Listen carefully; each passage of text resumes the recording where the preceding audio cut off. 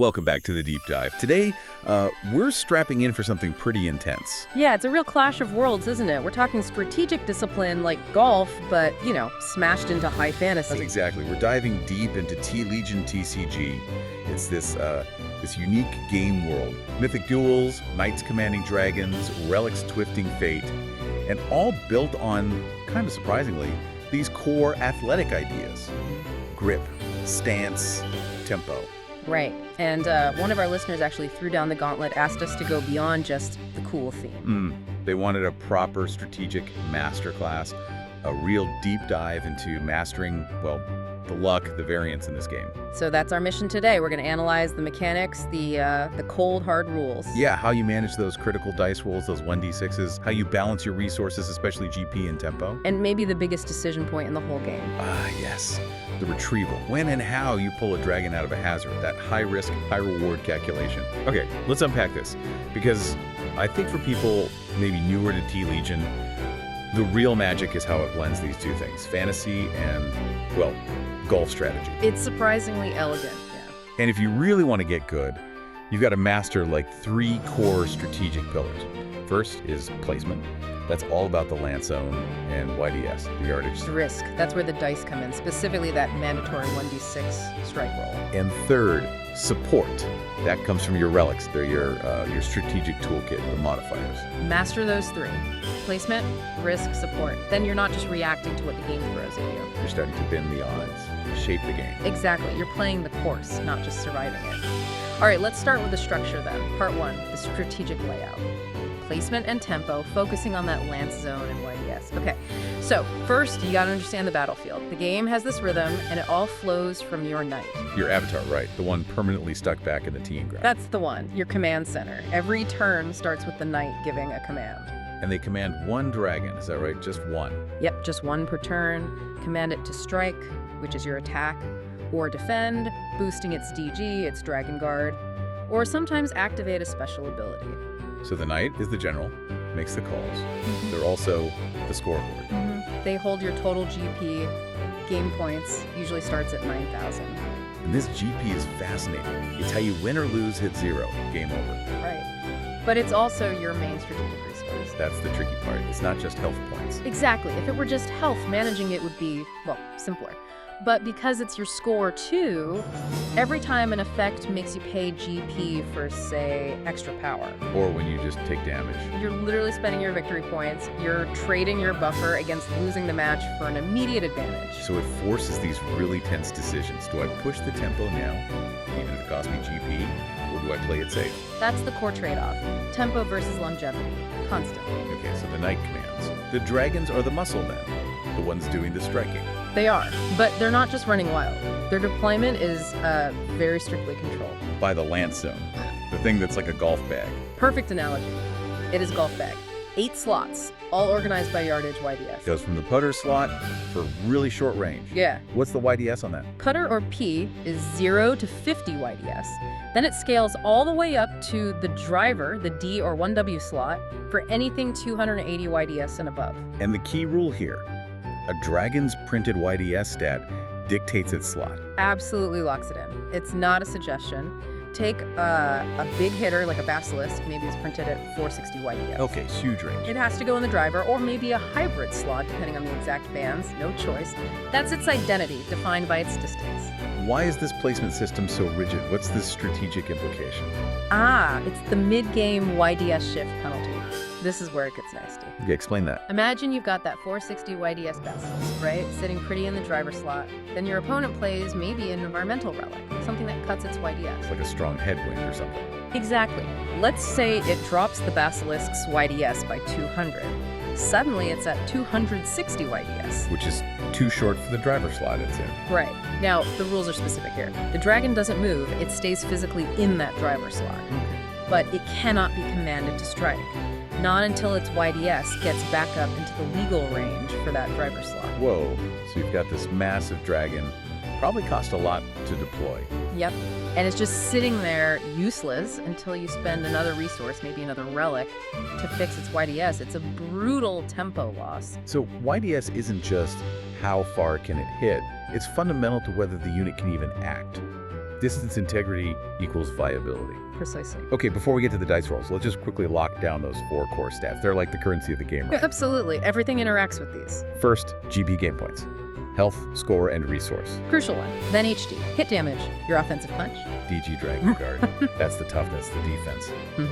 Resilience. And finally, YDS yards.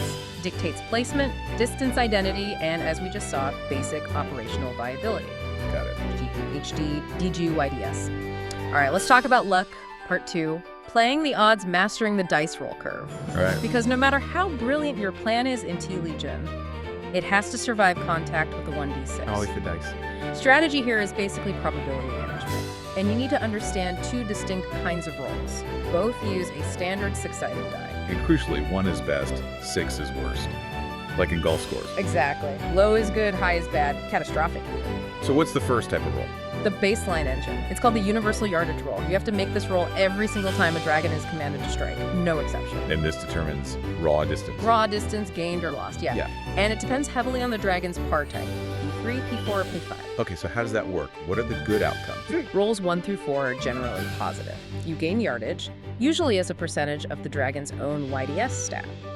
A P3 dragon, for instance, rolling a 1. That's perfect. 100% of its YDS gained. Like a hole-in-one. Pretty much, yeah. Pure efficiency. As the roll gets higher, 2, 3, 4, the percentage drops. Like a 4 might only give you 25% of its YDS. Still forward progress, but less ideal. Okay, makes sense. But the real teeth are in the bad rolls, right? 5 and 6. Oh, yeah. The game's tension is built around rolls 5 and 6. These represent the collapse, the double bogey, the triple bogey scenarios in golf. And this is where the par type P3, P4, P5 becomes critical. Absolutely critical. It dictates your entire risk profile. We call it gating the disaster. Okay, let's compare. Say a P3 dragon, short range precision unit. Right. Lives in the putter or short iron slots, designed for accuracy, but it carries the risk of the fastest disaster. How so? If a P3 dragon rolls a 6 on its universal yardage roll, boom, direct triple bogey. You lose half its YDS instantly, and you immediately make a hazard check. Straight into trouble. No warning. None. Because they operate at shorter ranges, the consequence hits immediately. They're precise, but very brittle if things go wrong. Okay, contrast that with a big P5 dragon. Yeah. The 400 plus YDS monsters in the driver slot. They have a completely different disaster curve. It's slower, more volatile, maybe. They have too much inertia, too much power to just collapse instantly on one bad roll. So what happens if a P5 rolls a 6? That roll starts the catastrophe sequence, but it doesn't resolve immediately. It actually requires 2 more escalation rolls, usually on subsequent turns, before the triple bogey penalty and the hazard check actually happen. Wait, 2 turns? That's huge. It's massive. It gives the P5's controller 2 full turn cycles, or maybe 2 chances to play a helpful relic to try and mitigate the disaster before the unit potentially gets lost in the hazard. Wow. Okay, so that puts the opponent in a tricky spot. If I'm facing down a P5 that just rolled a 6. You can't just sit back and assume it's going to self-destruct next turn. Right. I might have to actively spend my own resources now to disrupt it or finish it off, because otherwise my opponent might just stabilize it before the disaster even triggers. That's the strategic trap exactly. With a P5, you're accepting maybe more moderate, consistent risk on average rolls, hoping for big distance. But the ultimate failure state, while severe, needs sustained bad luck or active pressure from the opponent to fully manifest. Okay, that's the universal yardage roll, pure distance, gated by par. What's the second type of roll? This one's conditional. It's the shot shape roll. It only happens if a relic or maybe a dragon's ability specifically tells you to make it. So not every strike. No, only when called for. And this roll models something different, the curve of the shot. Control, finesse, or lack thereof. It's separate from just the raw distance determined by the yardage roll. Oh, Okay, like draw, fade, hook, slice in actual golf. precisely. And this 1d6 roll has direct strategic outcomes. This is where faction identity and fine-tuning your hits really comes into play. All right, break down the 1-6 outcomes for the shot shape roll. Okay, A1 is straight, perfect shot. Clean line, no fancy modifiers, just pure carry. Simple and effective. A2 is a draw. This is controlled power. You get a bonus, plus 100 HD and plus 50 YDS. This is the go-to for offensive pressure. Nice. And a 3. A3 is a fade. This is controlled. Well, control. More defensive. You get plus 100 EG and plus 50 YDS. Stability and positioning. Okay, so if I'm playing an aggressive deck, I'm maybe hoping for relics that let me roll for shot shape and aiming for that 2, the draw for the extra damage. Absolutely. Or if you're trying to stabilize, build a defensive wall, you're probably happier seeing that 3, the fade, for the DG boost to survive a counterattack. Makes sense. It forces you to think about what kind of advantage you need right now when you trigger that roll. Exactly. Now, rolls 4, 5, and 6. This is where things get dicey. This is where the hazards start mapping directly. Okay, what's a 4? A 4 is a hook. Think of it as an overswing trying to kill the ball. You get a huge distance by plus 150 YDS. Massive gain. But there's a catch. Big catch, you pay for it defensively, a severe next 100 DG penalty, you're wide open, and crucially, the hook result maps directly to the bunker hazard. If the hazard check is triggered by this, you're likely ending up in the sand. High risk, high reward for distance. Got it. What about 5? A 5 is a slice. Weak contact, this one just hurts. You get a double penalty. Negus 100 YDS and Negus 100 HD. Less distance, less power. And that maps to a hazard too. Yep. The slice maps to the rough hazard. Thick grass, tricky recovery. Okay. And the dreaded 6. The 6 is the shank. Just catastrophic mishit. You get hit with a Negus 150 YDS penalty. Plus, it forces a mandatory hazard check, regardless of other factors. Minus 150 YDS and a hazard check. That's brutal. Where does the shank send you? This is where it gets really scary. Depending on the specific card text, the relic or dragon ability that triggered the roll, a shank often sends you straight into the water hazard. Which we'll get to, but it sounds bad. Or the absolute worst outcome, the OB seal. Out of bounds. Okay, OB sounds final. It is. We'll cover that. But yeah, shank is the roll you really, really want to avoid. So thinking about factions, if I'm playing, say, Slice Fang, they're the ones who like variants, right? Exactly. Slice Fang decks often have cards that encourage or benefit from hooks and slices. They embrace that 4 and 5 result. So they're literally building their strategy around accepting the risk of landing in the bunker or rough, betting that the huge YDS gain from a hook or maybe some other synergy is worth the defensive penalty or the stat loss. That's precisely their game plan. High ceilings, high risk. Conversely, you look at Iron Resolve. The stability factor. Yeah, they want discipline. Their relics often try to mitigate variance, maybe nudging rolls away from the 4-6 range, or converting bad results into fades 3s or draws 2s. So choosing your legion, your faction, is fundamentally choosing how much randomness you're comfortable with, your preferred dice curve. That's a great way to put it. You're choosing your acceptable level of variance. Okay, this brings us right to the consequences. Part 3. The tempo trade-off hazards and retrieval strategy. What happens when that shank hits? Or the yardage roll bombs. Right. When the dice betray you and your dragon lands in a hazard, the real strategic test begins. You need to understand the hazard zone hierarchy. It's like a risk matrix for your next move. Okay, walk us through the zones. It's tied to the shot shape rolls, right? 4, 5, 6. Largely, yes. Starting with the result map from before, they often end up in the bunker sand hazard. This is actually the mildest penalty zone. Mildest how? The penalties are usually just stat taxes. Things like maybe -50 DG or -50 HD on the dragon when it tries to act from there, or as part of the retrieval cost. It forces a sacrifice defensively or offensively, but getting out is generally straightforward, predictable. Okay, manageable. What about the rough grass? Map from the 5. Slice. It escalates quite a bit here. The rough usually imposes a mixed tax. You might take a direct hit to your knight score, say -50 GP. Ouch, losing score directly. Yeah, and the dragon probably suffers some stat drain too, maybe -50 HD, so it hits your overall game state and the unit's immediate power. Recovery feels more chaotic, you're bleeding resources from multiple places. Okay, definitely worse. Now, the big one, the water hazard, often from the 6 shank. Yeah, this is where it gets severe. Landing in water, the penalties are steep. You might see things like a skip effect, meaning the dragon just completely misses its next turn. Losing a whole action. That's huge tempo loss. Huge. Or maybe a deep stat cut, like Nagna 100 HD and DG. And often, getting out of water forces the knight to discard a card, maybe a valuable relic, as part of the cost. Those costly, multifaceted penalties. But the dragon isn't gone forever. No, critically, it's still salvageable from water. Expensive, but possible. Unlucky. The final one, OB, out of bounds.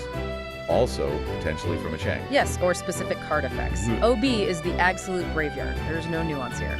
Dragons sent OB are irretrievable. Period. Permanently removed from the game. Right, permanently gone, that's it. That's why that shank roll is so terrifying. The possibility of hitting an OB result is always lurking. Okay, this sets up the big dilemma then. Let's say my P4 dragon, a key unit, lands in water. What's the retrieval process involved? Okay, first you have to decide if you want to retrieve it. Is that asset worth the cost right now? Assuming it is, What's the cost? It typically requires spending one of your precious resources, either your knight's single command for the turn, or playing a specific retrieval relic. So it uses up your main action or card. Right. And you usually have to pay the universal hazard retrieval cost, which might be GP, discarding cards, or other penalties based on the hazard type, as listed in the rules. Okay, resource cost, check. But there's more, isn't there? You mentioned tempo. Ah, yes. The heart of matter, the tempo cost. This is what separates good players from great players. Lay it on me. When you successfully retrieve a dragon from any hazard, it re-enters your land zone exhausted. Exhausted, meaning? Meaning it cannot be commanded to strike this turn, the turn you retrieve it. So if I use my Knight's command to pull my P4 out of the water, You've spent your entire action for the turn just to get a dragon back onto the board, and that dragon can't even do anything until next turn. You've effectively sacrificed your forward momentum for that turn. okay, I can see the dilemma clearly now. Let's play it out.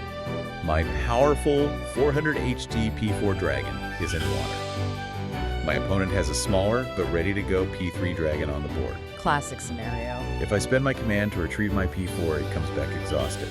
My opponent sees this. They know I can't attack this turn. Yep, you just took a defensive recovery action. So they just command their ready P3 to strike my knight. And if my GP is low enough, they could win the game right there because I chose to retrieve instead of striking myself or defending. That is the exact calculation you have to make every single time. Is the immediate threat on the board, that ready P3, more dangerous than the potential future value of the dragon stuck in the hazard? Retrieval is almost always giving up the current turn's initiative. Almost always a defensive or preparatory move, yeah. It delays your aggression. And the factions lean into this, right? How do Slice Fang and Iron Resolve handle retrieval differently? They absolutely do. Slice Fang, the risk takers, they often have mechanics that actually make retrieving from water cheaper in terms of GP cost. So they're encouraged to play near the edge, knowing recovery from the bad spots is slightly easier for them. Kind of, yeah. They seek those high rewards from risky plays, but the flip side is their tendency towards shanks means they inherently face a much higher chance of losing dragons permanently to that OB result. They live and die by the sword. Okay. And Iron Resolve, the stability folks. They're the opposite. They're built like a GP engine. They often have effects that let the knight actually recover a bit of GP when they successfully retrieve a dragon. Wait, they gain GP by retrieving. Sometimes, yes. Small amounts, usually. So for them, sacrificing the turn's tempo for retrieval isn't as painful because they might actually come out slightly ahead in resources, or at least break even. So they're built for the long game, the grind. Exactly. They often specialize in getting dragons out of the bunker efficiently. For Iron Resolve, retrieval can be part of their economic engine, even with that mandatory turn delay from exhaustion. Fascinating how the faction design reinforces these core strategic trade-offs. Okay, let's talk about the tools you use to influence all of this. Part 4, the strategic arsenal relics and subclass timing. Right.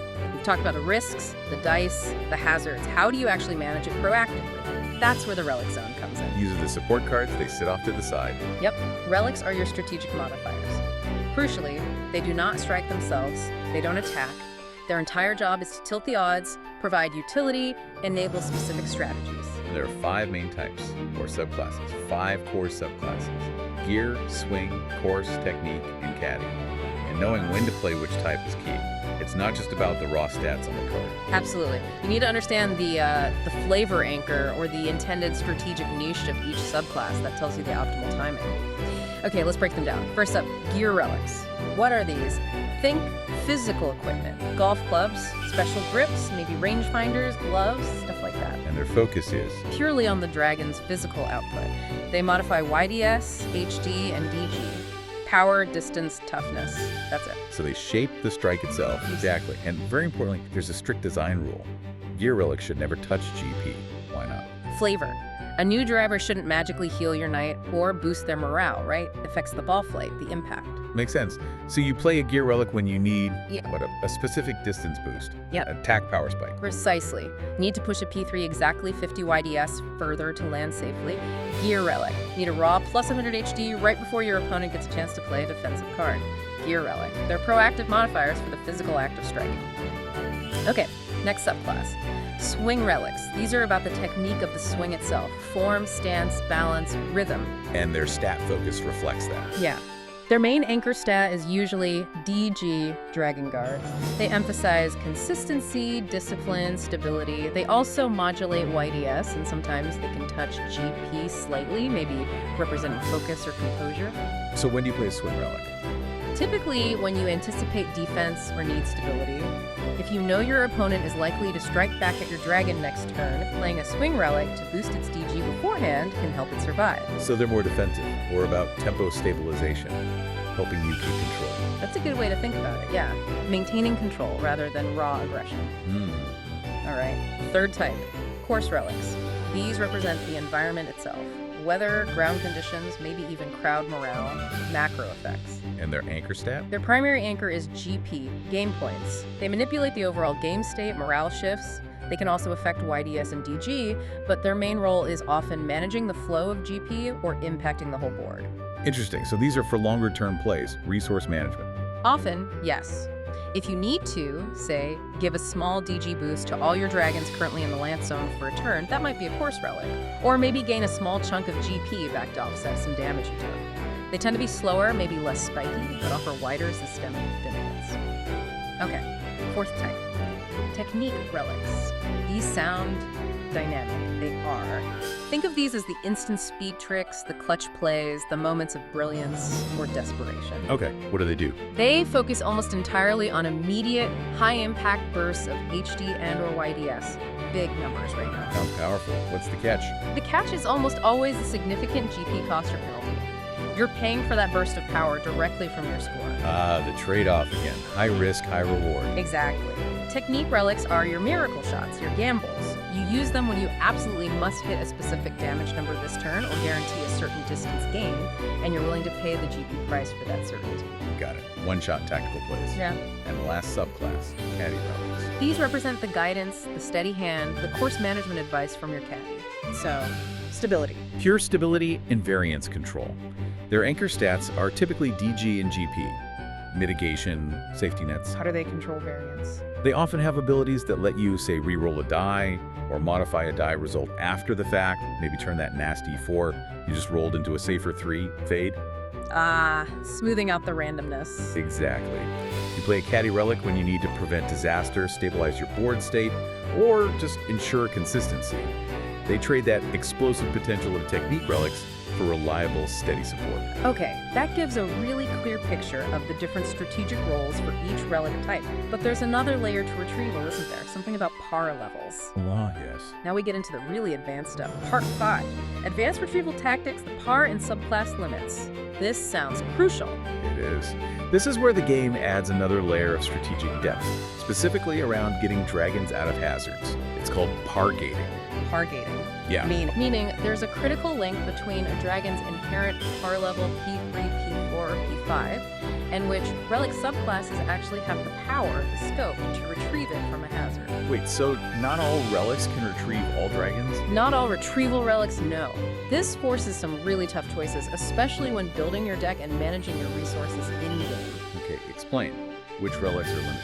Most of your standard retrieval relics, the ones found within the gear, swing, course, and caddy subclasses, they're designed for, let's say, measured recoveries. Like chipping out of a bunker. Good analogy. They are generally capped. They can only retrieve par 3 or par 4 dragons. They're the precision tools for your everyday, mid-sized units. They cannot handle the biggest threats. Okay, so if my P5 boss dragon gets janked into the water, my trusty caddy retrieval relic just won't work. Correct. It lacks the power, the scope, according to the rules. Your caddy can help your P3s and P4s all day long, but the P5 is beyond its capabilities. Wow. Okay, let's quickly look at the nuance within those 4 standard retrieval types then. Well, How do they differ, even within that P3, P4 limit? they still reflect their subclass flavor. Gear retrieval, often represented by wedges or irons. Precision tools. Exactly. Focuses on YDS plus HD trade-offs. You get the dragon back, maybe prioritizing getting it back into position, YDS with some hitting power, HD, possibly at the cost of its immediate defense, DG. Okay, what about swing retrieval? Form and rhythm. That focuses on stability. prioritizes DG plus YDS.